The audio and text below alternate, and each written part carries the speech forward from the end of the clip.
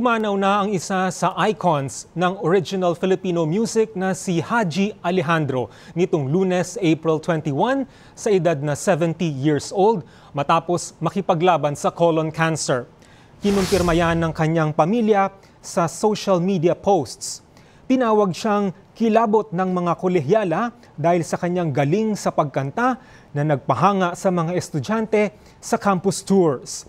Nakilala si Haji sa mga kantang gaya ng Kay Ganda ng Ating Musika, Nakapagtataka, Panakip Butas, Tag-Araw Tag-Ulan, May Minamahal at marami pang iba.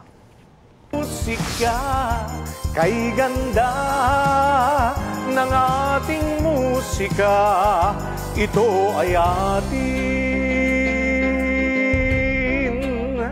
sariling ating